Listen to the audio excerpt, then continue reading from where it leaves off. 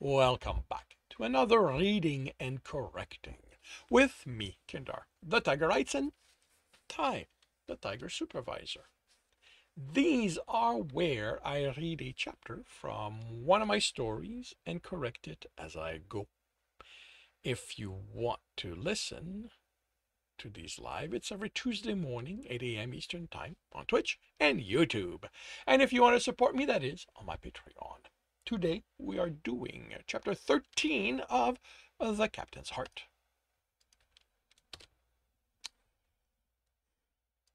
Jeremy leaned back against the reactor's control, and this time, Turok didn't freak out. For some reason, his guide couldn't explain, because he wasn't sufficiently fluent, he'd been against Jeremy studying the reactor the way he had. Jeremy had told him, he was careful, that he'd been scanning to make sure he stepped on the support structure and not panels covering circuitry. Same when he'd climbed up to get a sense of how the antimatter chamber was incorporated into something this large. With it being shut down, he hadn't learned much, other than, as with his design, the hatch to insert the antimatter container was on top. Considering the size, he expected they had to use a crane to bring down the container. He couldn't see the tracks for it in the ceiling, and he wondered if they also had a better grasp of gravitics than the humans did. Then his gaze went to the walkway again, where he thought he'd seen motion earlier. But like then, it was deserted. He couldn't imagine the power output of a reactor this size. Something using a container that had to be more than a dozen times the volume of the one he used. But if the cats had so much, maybe they were able to manipulate gravity with it. Unlike how their version, unlike how the humans' version was contained to one direction within a box. If humans wanted to change the direction, they had to move the entire box. In this case, he'd need to have a way to move the box that contained this giant container, which he could only think of using a crane to make happen. So he'd forgo the box. He didn't know how it had failed, but he considered it a miracle something that powerful hadn't blown up half the ship. But if the cats could harness that level of power for a merchant ship, Jeremy was getting a sense of why the Science Council was pushing their own research so hard. They were centuries behind. And whatever the insulation material was, it kept a scanner from reaching beyond the surface circuitry. It wasn't all that powerful, but he should be able to see a meter within the reactor or the walls. Instead, he got the 50 centimeter of circuits, then nothing. And even the circuits had oddities he couldn't account for, voids that might be places where that insulation made its way within the boards for some reason. It was the same with the controls on the walls, although there, since they worked, you could see that the power moved around those voids. It had to be the same in the reactor, but it didn't tell him why they were there. Which meant that now he needed to go in and see. Really? You don't like that? Which meant that now he needed to go in and see what it was all about. He pushed himself from the reactor and, turning to work out how to access its inside, saw the four cats standing in one of the large archway. A glance at the others. Really? A glance at the others confirmed they were the only one.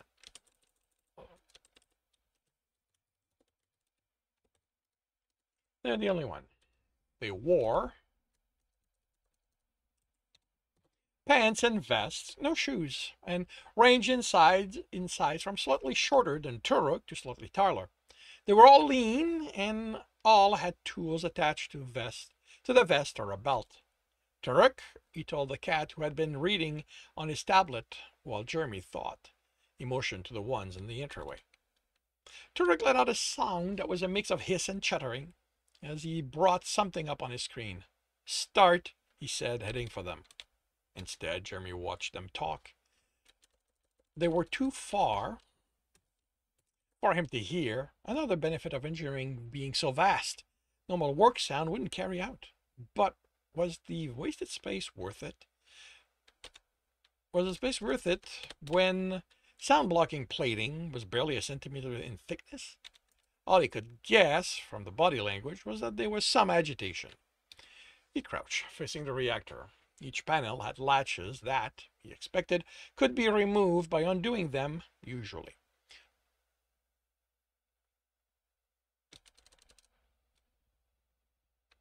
You know, I don't need that.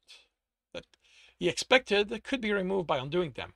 Whatever had happened, even if it hadn't caused extensive damage, had deformed. That's the word I was looking for.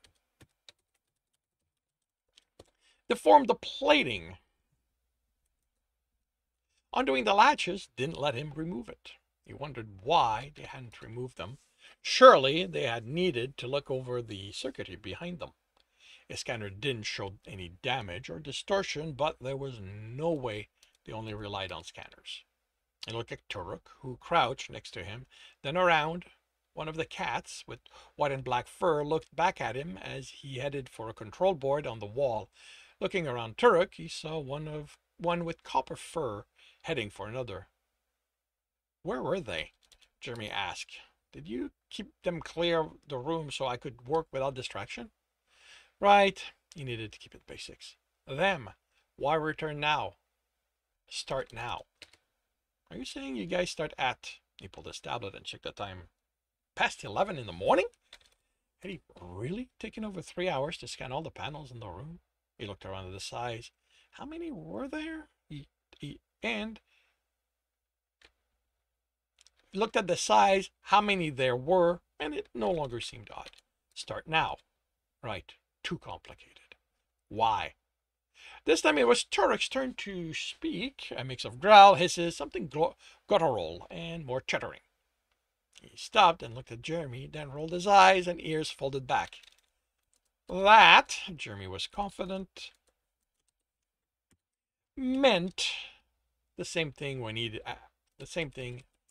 as when he did it. Turok stretched on the floor, placed his hand on his stomach, and made a sound that was close enough to snoring. Jeremy realized what he was mimicking. They were sleeping? What time is it here? Time? Here. Turok turned his tablet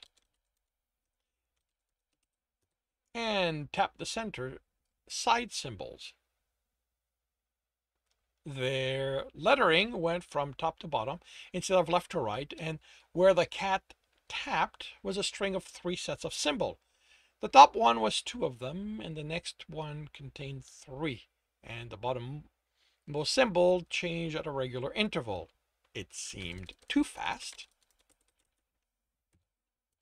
but there were 3 of them instead of his usual 2 for the seconds, and he was taking for granted that they were using the same unit of time. Regardless of it being a clock, it was meaningless to him. Still, it was clear they were dealing with a misaligned day-night cycle. Not that he could do much about it, other than check with someone on the station so he could figure out how to make it work. He didn't want to always pull Turok out of bed. Okay. He tapped the deform. Yeah, I'm gonna stick with deform. The deform panel. Open. Stuck. Cut. A steel bag only contained what he'd need to work on the circuitry once he had access to them. He hadn't considered bringing a cutter, and that would have meant putting on his belt with all the heavier tools.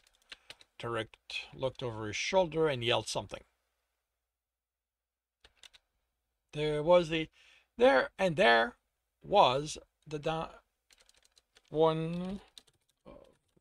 one of the downsides to a room this big. When everything worked and they needed to communicate, they had to do so with a lot of screaming going on. No. Oh, right, no. There had to be a lot of screaming going on. The cat, with splotched fur in white, orange, black, and gray, grabbed something next to him and brought it to Turok. Were they all guys? The open vest made it clear none of them had breasts, so he looked at one of their crotches, and his stomach had a small did. did a small flip at the bulge there. What was he doing, staring at someone's groin? He discreetly glanced around, and the one he'd stared at was the only one with a bulge. The movie hadn't lied about the cats all being built the same way, except for down there. Short of pulling the pants and looking, how did they tell each other's gender apart? Jeremy? Turek said again. Turek said. Again, his name was preceded by another word. A title, maybe? Or was that what they call this species? Was it a slur? The way? Shit. Had he been mentally insulting Turek this entire time by thinking of him as a cat instead of a Kelsirian? It was a good thing he hadn't said that out loud. Jeremy? Sorry. He looked down at the item the Kelsirian offered him and saw the bulge in Turek's pants past that, and immediately shifted his focus to his stomach, as his stomach protested. So, 2 guys and 3 girls. Hopefully he'd never have to state which was which, because he'd end up slapped. Come on. There we go. Staring at everyone's crotch. The item Turek held looked like a 3-fingered glove with the open palm, along with the underside of the fingers, until the last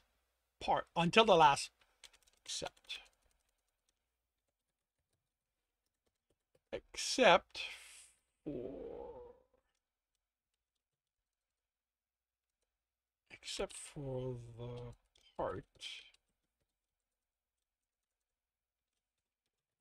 covered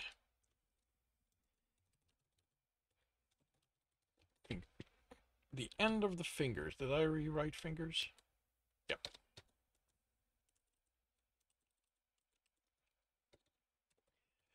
Except for the part that covered the end of the fingers. What is it? Jeremy wondered if even that was too complex, as Turek seemed to struggle to answer. Claw, he finally said. He reached for Jeremy's hand, and which he hurried to pull away. Come back here.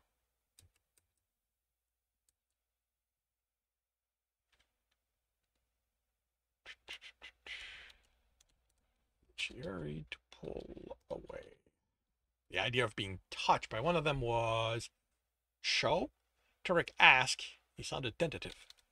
Turek offered him his hand. His stomach protested, and he swallowed it. He had work to do, he reminded himself. And he had been...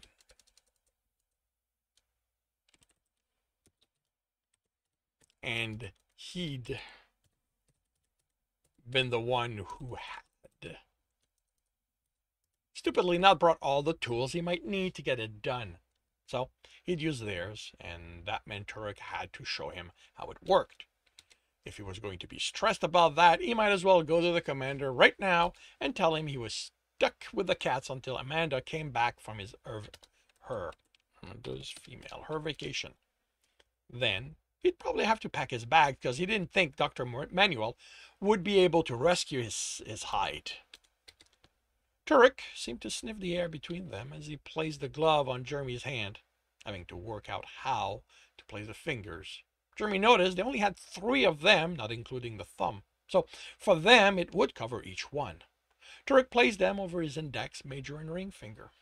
He made adjustments so they would be snug. The underside of the tip stretched to hug the finger. He had to be snug. This is going to be semicolon. The underside of the tip stretched to hug the fingers. He had Jeremy extend his hand, palm down, then tapped the surface of the glove, and a circle appeared. Another tap, and light appeared at the end of Jeremy's fingers. He turned his hand once. Turek moved his away. Once he turned his hand, once Turek moved his away, and watched in amazement. A plasma torch at your fingertips. Claws, Turek said, and pointed to claws extended to the claws extending from the Kelsirian's finger until they were about 1.5 centimeters in length. Jeremy looked at Turok's feet, none there. Turok followed his gaze, then Jeremy noticed the foot tense and the claws extend. They seemed to be slightly longer. He couldn't remember one movie considering they were retractable. Of course, it didn't make for as funny a situation if they could be sheathed. How do I turn this off? As interesting as learning what movies got wrong, he was here to work. Turok showed him the controls. He couldn't read what they said, but were fairly easy. Yeah, I don't. That's not the word I want.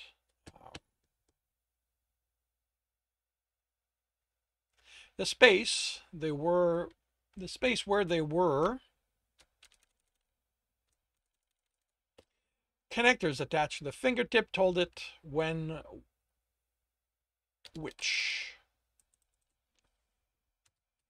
which of them you wanted to control. Then the circle let him turn it on or off, and control the length of the torch. The ingeniousness of it, from Jeremy's point of view, was the ability to keep wearing it while working. So if he needed to cut himself another access, all he needed was to put the tool he held away and turn it on. With a few slashes, he cut the panel apart and pulled it out of his way. He attached a light around his head and looked in, and didn't immediately understand what he was looking at, or rather, why there was so little to look at. Instead of having to lie on his back and pull himself in, he could crawl in, then sit and look up at the underside of the panel. There was no insulating material. There was simply nothing there.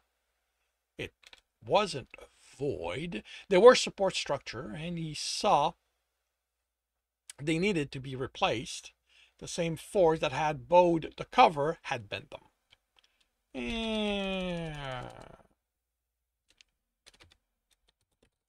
Yep, I'm sticking with the form. The cover had bent them.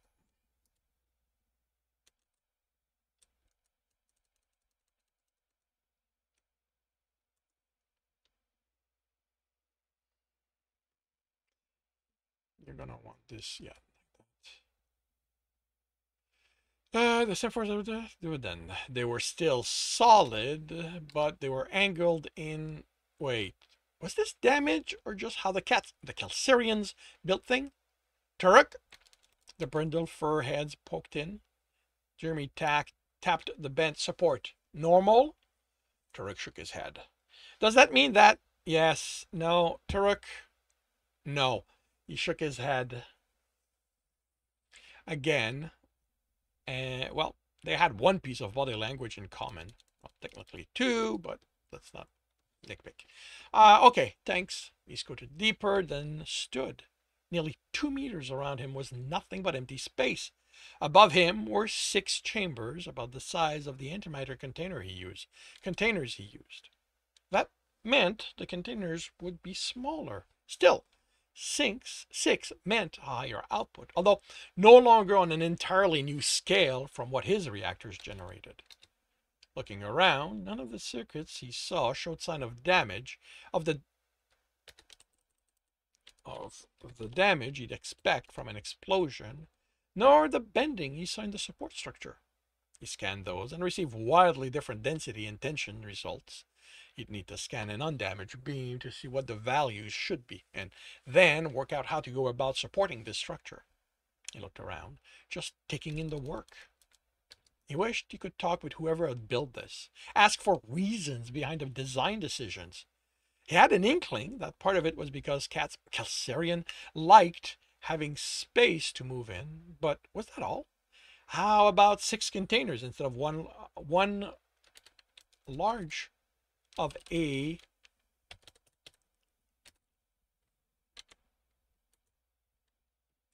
larger one?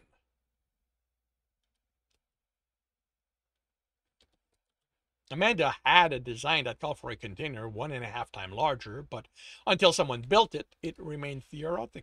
He pushed the question aside. His questions Yeah, his questions aside, his wonder down, he was here to get a job done. And that started by scanning every circuit so he could build a virtual version. Then he'd need to get a virtual version. Then he'd need to get his hand on intact circuit to run calibration so he could be sure his simulation was accurate, and then impose the power flow the circuits in place caused and see what happened. Without a catastrophic explosion,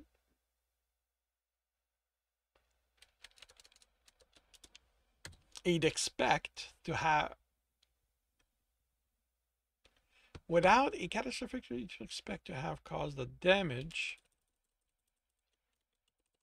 Without the catastrophic explosion, he'd expect to cause the damage he scanned. The most likely situation was that everything had overheated to the point the material had expanded beyond the ability to resist and bend. That didn't explain how. It was only the covers and support structure that had been affected, or how that hadn't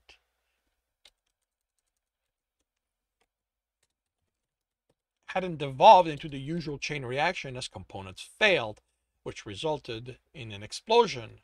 But the simulation would answer that. He expected to get a report on hand for him to read. Unfortunately, it wouldn't be in English. He put the scanner in his jacket's pocket, then grabbed onto one of the support and discovered a downside to the glove. The fingertips slipped on the metal.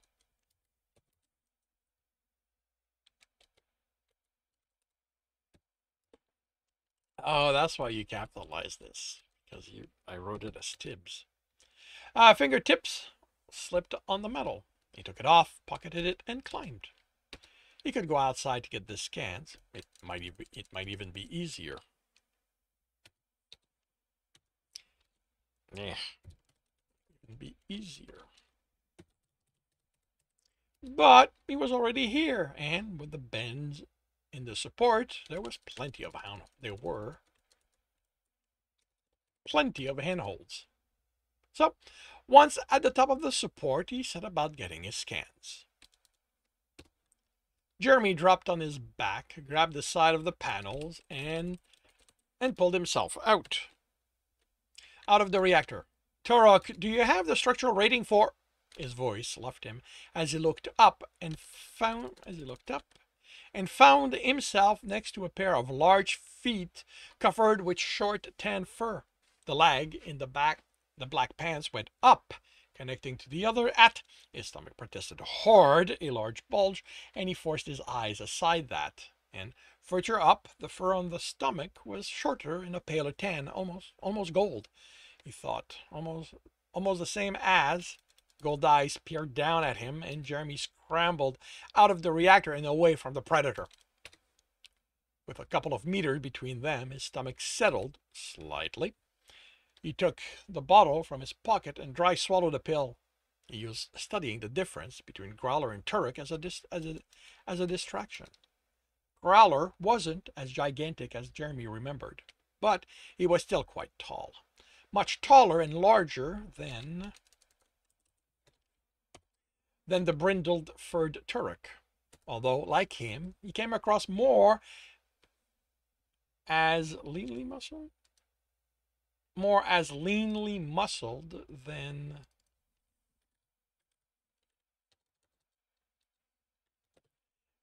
the massive some of the guys at the gym had achieved. His vest was black like his pants, bordered in gold. There was a simplicity to it that made Jeremy think what he'd worn for the meeting was to reflect his status. There was something predatory in how Growler watched him, and something was urging Jeremy to run before it was too late. But he couldn't move. He couldn't even look away from the dangerous beast. He shook his head. What was wrong with him? Yes, the guy was terrifying in how strong he looked and how that muzzle was filled with sharp teeth that could tear his flesh from his bone, but he wasn't a beast. Kelsirians were people like him. Like him. Like the others out there. there, none of which looked anything like humans, and he wasn't somehow thinking of them as beasts. That the Hornian looked like lizards on two legs, and he wasn't jumping to that image anytime someone mentioned them. So why was he doing that here? They approached, speaking, and Jeremy took a reflexive step back. They exchanged a few words, and Turek cautiously approached, while Growler remained behind. What is? The question broke whatever spell had kept his gaze locked on the large tan male, and his stomach settled as he looked at Turek.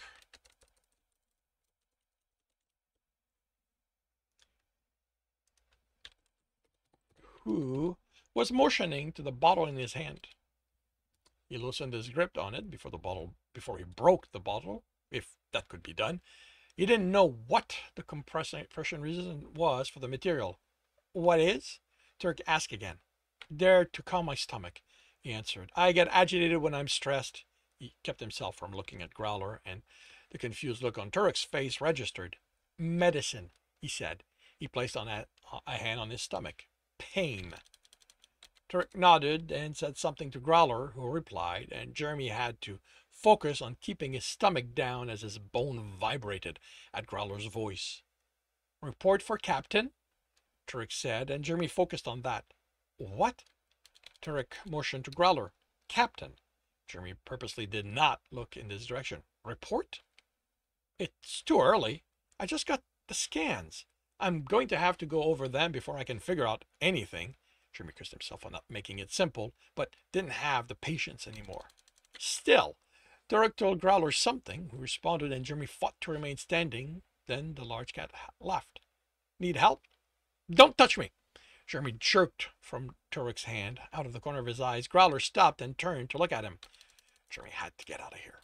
He grabbed a glove and handed it to Turek, who said something to Growler. I have to go, Jeremy said, trying to keep the panic from mounting. He had to leave before they did something to him. Look, I have the scans and I need to study them, so I have to go to do that now. He turned and headed out.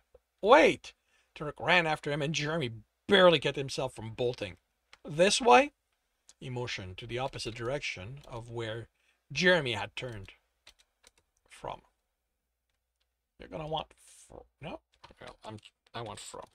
From where Jeremy had turned. Lies. Something yelled in his mind.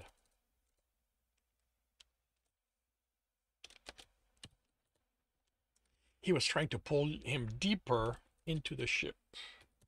Into the ship where there were more of them, more of these animals, and they would stop. Jeremy couldn't be freaking out this badly, he had to think. Whatever else Turek might be, he'd been at full. So this was him helping again. And Jeremy didn't know where he was in the ship, so he took control of his irrational fear and followed the brindle-furred male all the way to the exit, and once he breathed the dark, stale air, finally felt like he was able to breathe properly again. And this concludes chapter 13 of The Captain's Heart. If you are enjoying this, please leave a like. If you want to know when the next story is going to be up, subscribe, hit the bell. If you want to read this story, it is up on Ream Story. And if you want to listen to these live, it's every Tuesday morning, 8 a.m. Eastern Time on Twitch. Links are in the notes, and with that, I shall wish you a good day.